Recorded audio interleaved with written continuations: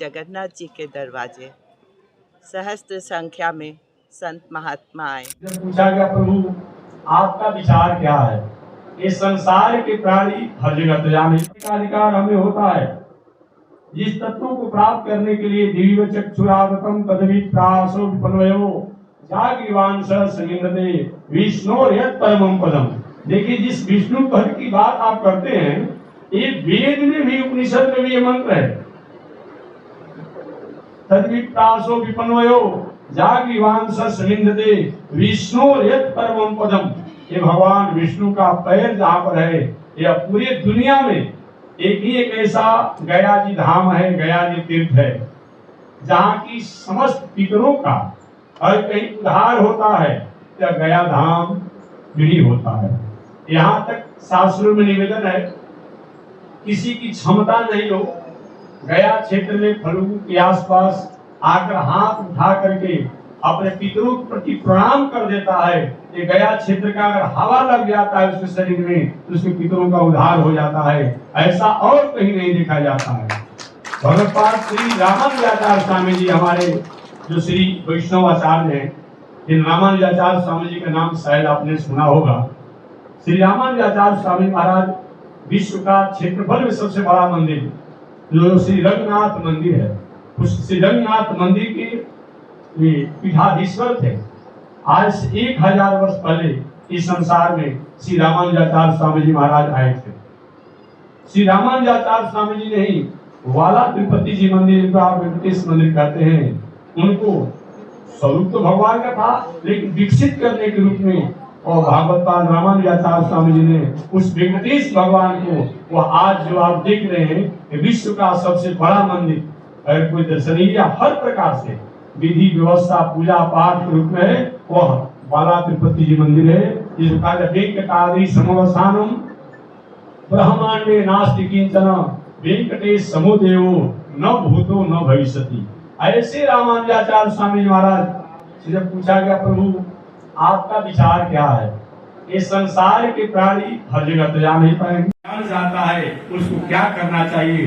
श्री रामानुजाचार्य स्वामी जी ने 14 स्थानों को आत्म उद्धार के लिए सरल और सहज स्थान बताया। इसका मतलब ये नहीं है उन स्थानों के अलावा और का आदर नहीं है, लेकिन रामानुजाचार्य स्वामी जी ने जो आज से 1000 वर्ष पहले दक्षिण भारत के तमिलनाडु प्रदेश के भूतपुरी कांची के आसपास प्रकट हुए और पूरी दुनिया में मानव मात्र का उद्धार कैसे हो, प्राणियों का उद्धार कैसे हो, समस्त समष्टि और समुदाय का उद्धार कैसे हो, इसके लिए श्री रामानुजाचार्य स्वामी जी ने कहा कि श्रीरंगम, रंगनाथ भगवान में मौका मिले जाकर वहां दर्शन कीजिए।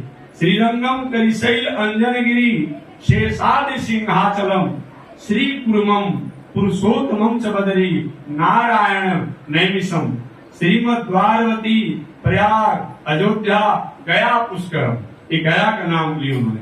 धन्य है गया जी, जो कि हमारे रामानुजाचार्य स्वामी ने कहा गया एक ऐसा तीर्थ है जहाँ साक्षात विष्णु का पद जो है इसकी हम आराधना करते हैं। और जो भी शास्त्र हैं, शास्त्रों में जब भी हम प्रणाम करते हैं, वंदन करते हैं, तो वंदे महापुरुष ते चरणारविंदम, क्योंकि भगवान का चरणारविंद जो है इसके द्वारा प्राणियों का जैसा सरलता और सहजता सुधार होता है और कहीं नहीं देखा जाता है।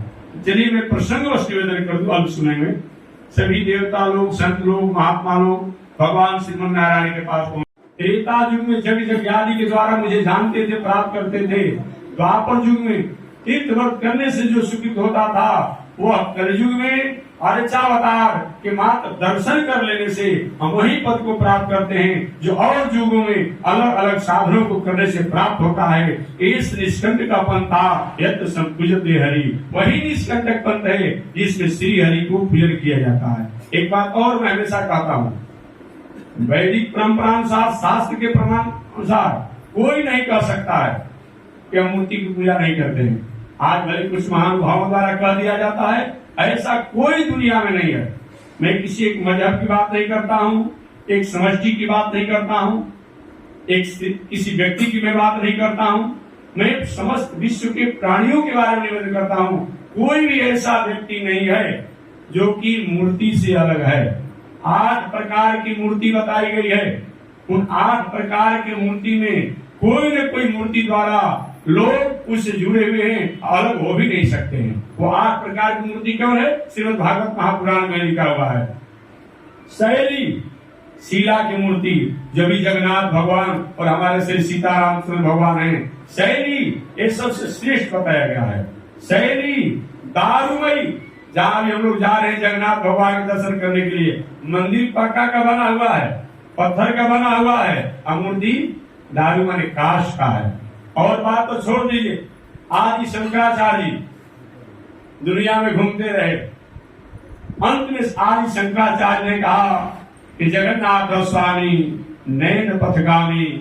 यहाँ तो बात समझ कि जगन्नाथ माने ऐसी भी जो जगत का हिस्सा वो जगन्नाथ है, क्योंकि नहीं वो जगन्नाथ तो है ही, लेकिन ब्रह्म दारू स्मरामी, जो काष्ठ वाले मूर्ति वाले जो हैं, उन ब्रह्म को मैं परमात्मा को प्रणाम करता हूँ, स्मरण करता हूँ। इससे मालूम पड़ता है आदि शंकराचार्य जी ने भी वह अर्चावतार को जैसा आदर दिया और क्या दे सकता है। कभी आदि शंकराचार्य जी की आप पढ़ेंगे, सरस्वती जी की जब वंदना किए हैं, क्या सुंदर वंदना किए हैं। तो मैं निवेदन करना चाहूंगा, 8 प्रकार की मूर्ति जो होती है, उस सबसे श्रेष्ठ मूर्ति अर्चावतार होती है शैली, शीला की मूर्ति, जो हमारे अभी यहाँ पर जगन्नाथ भगवान है, सीतारामचंद्र भगवान है।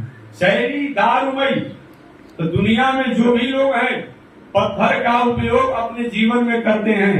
हम तो मूर्ति है मानते हैं ब्रह्म को, लेकिन जो नहीं मानता है, नास्तिक कहता है, अगर अपने घर में टाइल्स, मार्बल, गिट्टी के रूप में, ईटा के रूप में जो भी किसी प्रकार से पत्थर का या पत्थर के चूर्ण का प्रयोग करता है, वो भी मानव ब्रह्म की पूजा कर ही लिया। इससे अलग कोई कौन है? नास्तिक भी उसको अच्छा घर चाहिए ना, घर बनाने में पत्थर चाहिए ना, गिट्टी चाहिए ना। तो ब्रह्म की जो है सबसे श्रेष्ठ मूर्ति जो है शैली। दारुमयी, कोई भी व्यक्ति अगर काष्ठ का अपने जीवन प्रयोग करता है, लकड़ी का प्रयोग करता है, वो भी मानव ब्रह्म की पूजा कर ही लिया। शैली, दारुमयी, लेप्टा, और कुछ नहीं है, अपने घर को डेंटिंग पेंटिंग साफ सुथरा रखता है, तो वह ईश्वर की ही पूजा है, वह मूर्ति की ही पूजा है। शैली, दारुमयी, लेप्टा, लेख्या, और कुछ नहीं। अगर पढ़ता लिखता है, अंग्रेजी पढ़े, संस्कृत पढ़े, हिंदी पढ़े, लेखनी के रूप में जो अक्षर है, अक्षर ब्रह्म कहा जाता है, अक्षर ब्रह्म के रूप में भी वह ईश्वर को मान ही लिया, हो ही गया। शैली, दारुमयी, लेप्या, लेख्या, शैकती, मिट्टी की मूर्ति, अगर जिसका भी मिट्टी से संबंध है, खेती से लेकर के और किसी कार्यों से है, वह भी मूर्ति की पूजा कर ही लिया। बालू का प्रयोग अपने जीवन में करता है, वह भी कर लिया। मणि की मूर्ति बताई गई है। असल से स्वच्छता, अगर हमारे जीवन में स्वच्छता की भावना आती है, वह भी ईश्वर की ही पूजा है। स्वच्छता ईश्वर का प्रतीक है, ये सब लोग कहते हैं। तो कोई भी व्यक्ति इस अर्चावतार से अलग नहीं है। और व्यवहारिक बात में बता दूं, चाहे वह बौद्ध दर्शन हो, चाहे वह जैन दर्शन हो, चाहे वह इस्लाम दर्शन हो, चाहे वह सिख दर्शन हो, चाहे वह यहूदी दर्शन हो, कोई भी हो, एक कुछ जरूरी नहीं है कि हम आकार वाले ही मानते हैं मूर्ति होता है। जैसे कि मार्क्सवाद, कम्युनिस्ट, सोशलिस्ट, लेनिन इत्यादि जो होते हैं, अगर आप रामकृष्ण को कहीं कहते हैं कि हमारी वहां पर भावना नहीं जगती है, भावना नहीं वहां पर पहुंच पाती है, वहां तो नहीं आगे पहुंच पाती है, लेकिन आप जिसके द्वारा बिलोंग करते हैं, आपकी समष्टि का जो नेता है, उसका मूर्ति के लिए चौक चौराहे पर बैठाते हैं ना, उनसे पूछा जाए कि आप मूर्ति मानते ही नहीं है तो उनका क्या मानते हैं? वो कहता है कि इनके द्वारा कभी न कभी समाज के लिए कोई विकास का काम किया गया है। बस वही बात जान लीजिए, आपके समष्टि के किसी एक समाज सेवी द्वारा जब समाज का काम किया गया, उसकी आप चौराहे पर मूर्ति बैठा सकते हैं, किताब में फोटो हो सकता है। ये भी जो राम है, कृष्ण है, जगन्नाथ भगवान, नारायण है, इनके द्वारा भी कभी न कभी राष्ट्र का, समाज का, प्रकृति का, सृष्टि का, समष्टि का कोई मंगल किया गया है। उनको अगर हम अच्छा बताए उनको करते हैं, कौन आपत्ति की बात है? कौन इससे अलग है? बौद्ध दर्शन आप कहते हैं रामकृष्ण को हमारे उनके प्रति नहीं स्थिति जम पा रही है, लेकिन आप जिन गौतम बुद्ध को मानते हैं, उनका तो मूर्ति आप रखे हैं, तो आप मूर्ति मान सकते हैं, नहीं मानेंगे? कौन इससे अलग है? जैन दर्शन भी मानता है, अपने तीर्थंकरों को मानता है। जहां तक ईसाई की बात है, वो भी अपने को मानता है जो उनके हैं। जहां इस्लाम दर्शन की बात है, वो भी कुछ नहीं तो चबूतरा बनाता है, वहां पर एक चादरा चढ़ाता है, आप अपनी चबूतरा पर चदरा चढ़ा सकते हैं, माला चढ़ा सकते हैं, उत्सव मना सकते हैं। हम भी तो अपने भगवान की जयंती और मनाते हैं। तो इस्लाम दर्शन भी उससे अलग नहीं है, और जहाँ तक यहूदी दर्शन कोई भी इससे अलग नहीं है। सिख दर्शन अपने गुरु को मानता है, वो भी गुरु को मानता है, हम गुरु भगवान दोनों को हम मानते हैं। कोई भी चाहे वो नास्तिक हो आस्तिक हो, अगर वैदिक परंपरा अनुसार बात किया जाए, तर्क की कसौटी पर बात किया जाए, तो कोई मूर्ति से अलग नहीं है। मूर्ति का मतलब तो राम कृष्ण नहीं होता है, ये जान लीजिएगा। मूर्ति का मतलब क्या होता है? छिपा हुआ ब्रह्म। मूर्ति माने छिपा हुआ ब्रह्म। इस ब्रह्म को प्राप्त करने के लिए बड़े बड़े साधक लोग बहुत दिनों तक पूजा निध्यासन चिंतन करते थे। उसको उस स्वरूप में जान करके हम उसका प्रतीक रूप मानते हैं। और प्रतीक का इतना बड़ा महत्व होता है। हमारा भारत का प्रतीक तिरंगा है तो कपड़ा ही है, किसी कारीगर द्वारा उसको सिलाई किया गया है। ये कितना बड़ा महत्व है। आप तिरंगा झंडा को लेकर के किसी न्यायाधीश के सामने, किसी जिलाधिकारी के सामने कहें अब नहीं मानता हूँ, आप पर बहुत बड़ा दंड का अधिकार हो जाएगा। जब वहां तिरंगा झंडा प्रतीक हो सकता है, ये जो हमारे यहाँ एक प्रतीक जो मूर्ति है, इसके द्वारा कोई ब्रह्म को नहीं जाना जा सकता है, उनको नहीं प्राप्त किया जा सकता है। तो कोई भी व्यक्ति कहे इस अर्चावतार से अलग नहीं है। और अर्चावतार ही कैसा अवतार है? इस अवतार में सतयुग में समाधि लगाने से, त्रेता युग में जग जग आदि करने से, द्वापर युग में तीर्थव्रत करने से जो गुण होते थे, वो अर्चावतार के सामने जाकर के प्रणाम करने से हम प्राप्त करते हैं। इसी अर्चावतार के प्रतीक में एक गया जी में श्री विष्णुपद भगवान है, श्री गदाधर भगवान है। इनके दर्शन करके उसी सुकृत को हम प्राप्त करते हैं जो और अलग अलग साधनों को करने से प्राप्त होते थे। बस इसी शब्दों के साथ मैं अपने वाणी को विराम दे रहा हूँ कि मानव मात्र का एकमात्र अगर कल्याण का सहज अवसर उपाय है, वह कलिकाल में अर्चावतार। इस अर्चावतार के द्वारा हम अपने सांसारिक, आध्यात्मिक, भौतिक, सामाजिक सभी प्रकार की अगर सुखों को, सभी प्रकार की स्थितियों को प्राप्त करने का एकमात्र कोई साधन है, वह अर्चावतार है। आपने कलिकाल में सुना होगा, एकलव्य का नाम सुना होगा। एकलव्य ने मिट्टी का मूर्ति बना करके जिस शक्ति को प्राप्त कर लिया, कौरव और पांडवों ने वैसी शक्ति को नहीं प्राप्त किया। कौन इतिहास नहीं जानता है? मीरा जी ने इस अर्चावतार का आराधना करके उनमें जाकर के लीन हो गई। बड़े बड़े समाधि लगाने वाले लोग बहुत समाधि लगाने के बाद इस पद को प्राप्त करते, उसको मीरा ने प्राप्त किया। एक कौन इतिहास नहीं जानता है? इसलिए मानव जीवन के कल्याण के लिए और युगों में अलग अलग जो साधन थे, उन साधनों में सबसे श्रेष्ठ साधन अर्चावतार है। अतः अर्चावतार हमारे जीवन में सभी प्रकार के सुखों को देने में सक्षम है और ये संसार से जाने के बाद उन परमात्मा तक पहुंचने के हम अधिकारी होते हैं। कभी कभी कोई प्रश्न करता है, महात्मा जी जिस मूर्ति की पूजा हम करते हैं, प्रतिष्ठा हम करते हैं, भोग हम लगाते हैं, इनको सुता, यही नास्तिक कहता है लोग, हम उनके राग भोग लगाते हैं, उनको हम सुताते हैं, हम जगाते हैं, वो हमारी रक्षा क्या करेगा? नहीं नहीं, बात भूलिए मत, बात भूलिए मत। कभी आपके पास खाता खेसरा पलोट का कागज होगा, खाता खेसरा पलोट वाला कागज, जैसे कागज खाता खेसरा पलोट वो भी किसी कंप्यूटर में ही छपता है, किसी कर्मचारी द्वारा ही उसको प्रिंटिंग किया जाता है। लेकिन खाता खेसरा पलोट की अगर कागज पर आप मकान बनाए तो मकान बनेगा? कागज गल जाएगा, फट जाएगा।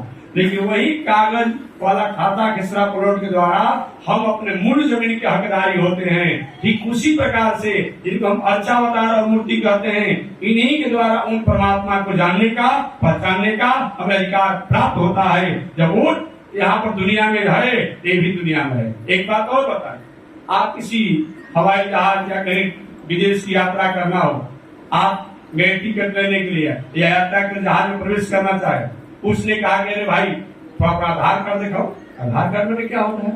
पूछे आधार कार्ड में क्या होता है? मेरा नाम पूछ लो, मेरा गांव जान लो, मेरा रूप जान लो। कि नहीं, ऐसे नहीं चलेगा।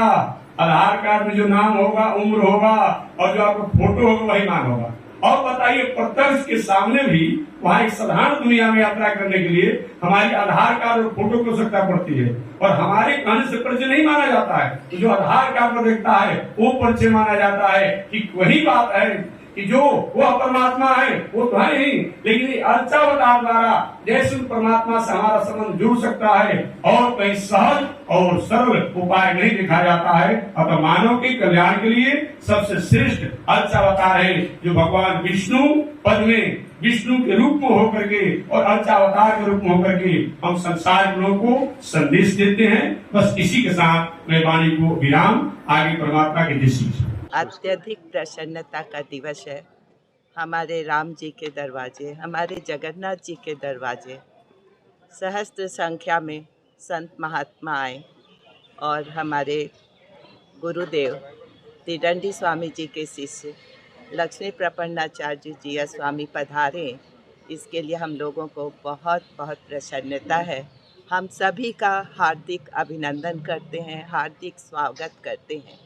हम लोगों को इतनी ज़्यादा प्रसन्नता है, बिना बुलाए हम लोगों को किसी बिना सूचना के अचानक इनका प्रोग्राम बन गया और हमारे राम जी के दरवाजे पर संत लोग पधारे और हमारे राम जी के घर को अपना घर समझा कि हम अपने घर आ रहे हैं, और राम जी ने उनका स्वागत सामान्य अपने ढंग से अपने बच्चों की तरह से जो स्वागत सत्कार होना चाहिए वो सब राम जी के तरफ से हुआ।